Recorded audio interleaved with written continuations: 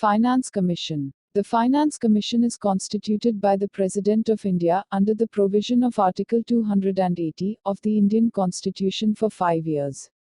The tenure of the 14th Finance Commission was April 1, 2015 to March 31, 2020.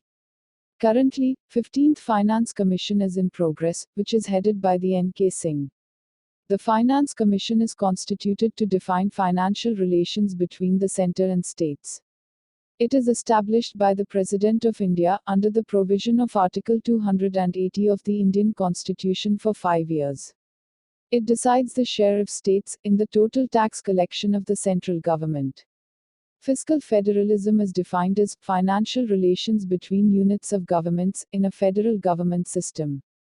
Fiscal federalism is part of the broader public finance discipline. The term was introduced by the German-born American economist Richard Musgrave in 1959. Fiscal federalism deals with the division of governmental functions and financial relations among levels of government. Finance Commission functions: the distribution of the net proceeds of the taxes to be shared between the Union and states, and allocation of such proceeds among the states.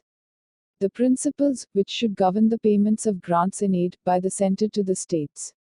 Any other matter concerning financial relations between the centre and the states.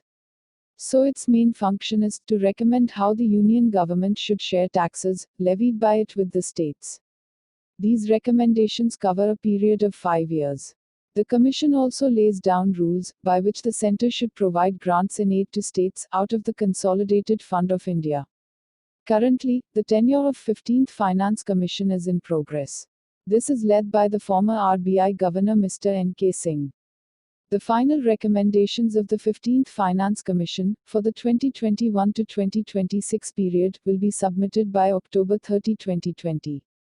Under the federal structure envisaged in the Constitution, most of the taxation powers are with the centre, but the bulk of spending is done by the states. Such a federal structure requires the transfer of resources from the centre, which levies and collects the big taxes, such as income tax, and indirect taxes like excise and customs, to the states. So, with the help of proper allocation of resources among the different states, on the basis of population of the state, fiscal condition of the state, forest cover of the states, income distance and area of the states. So by this proper bifurcation, the Finance Commission avoids the confrontation between the states and centre. The Constitution does not make the recommendations of the Finance Commission binding on the government of the day. However, there is a strong precedent that governments generally go by the suggestions as far as sharing of revenues is concerned. These recommendations, relating to the distribution of union taxes and duties, and grants in aid, are usually implemented by presidential order.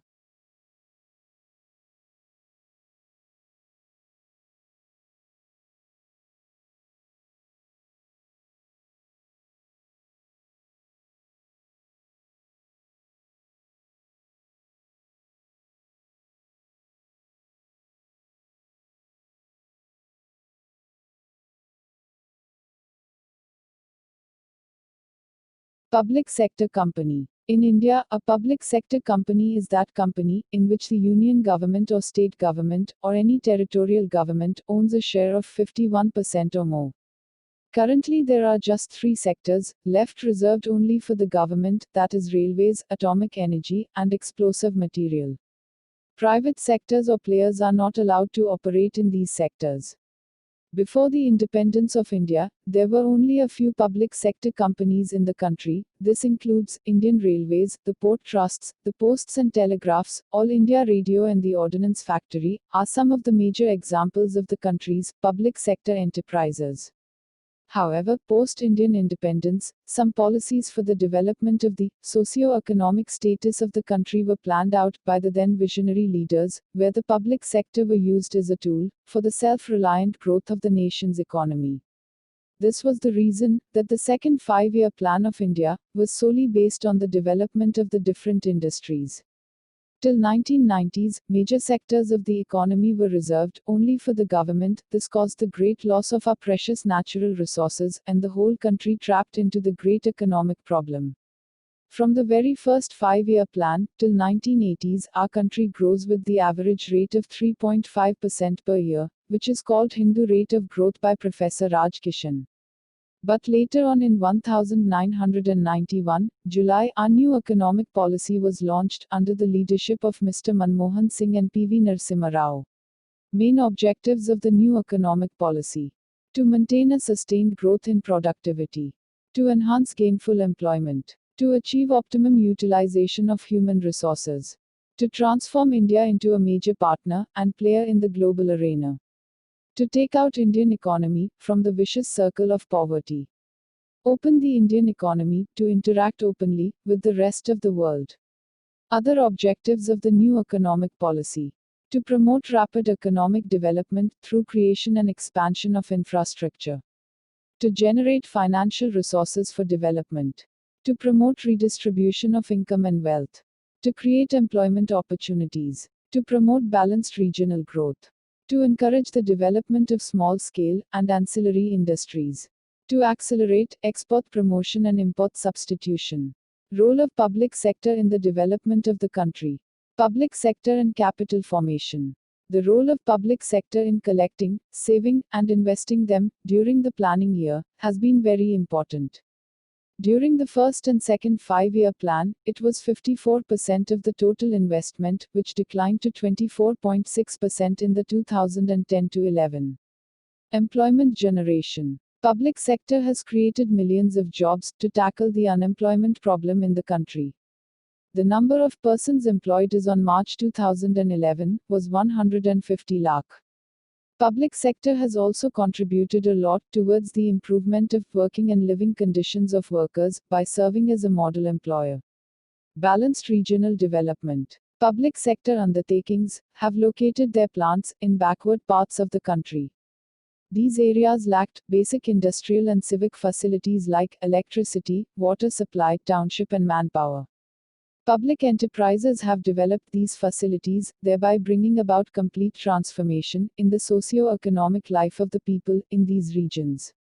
Steel plants of Bhilai, Rourkela, and Durgapur, fertilizer factory at Sindri are few examples of the development of backward regions by the public sector.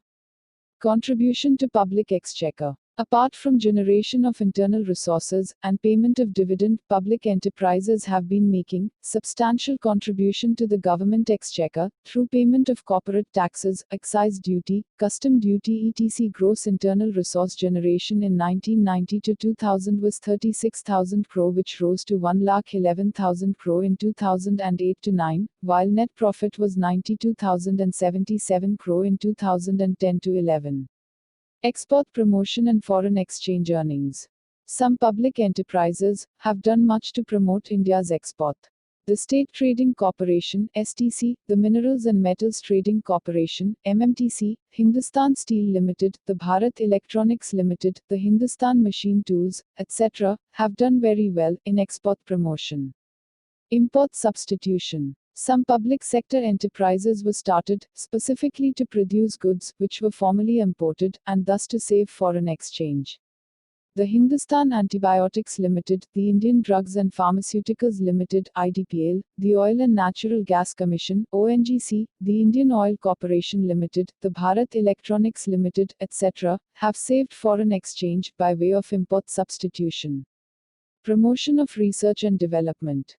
As most of the public enterprises are engaged in high technology and heavy industries, they have undertaken research and development programs in a big way. Public sector has laid strong and wide base for self-reliance in the field of technical know-how, maintenance, and operation of sophisticated industrial plants, machinery and equipment in the country. Expenditure on research and development reduces the cost of production. Performance of central public sector undertakings. There were altogether 248 CPSEs under the administrative control of various ministries or departments, as on 31 March 2011. Out of these, 220 were in operation, and 28 were under construction. The share of cumulative investment, paid up capital plus long-term loans, in all the CPSEs stood at Rs 6,66,848 crores on 31st March 2011, showing an increase of 14.8% over 2009 to 10. The share of manufacturing in gross block, during 2010 to 11, was 27.8%. The share of mining, electricity, and services in total investment, in terms of gross block, was 23%, 25.2%, and 23.2% respectively. The net profit of 158 profit-making CPSEs stood at Rs 1,13,770 crore in 2010 to 11. The net loss of 62 loss-making enterprises, on the other hand, stood at Rs 21,693 crore during the same period. Problems of public sectors: poor policy making and its execution, overstaffing, wastage of resources or underutilization of resources, higher operating cost, lack of motivation for self-improvement, lack of proper price policy.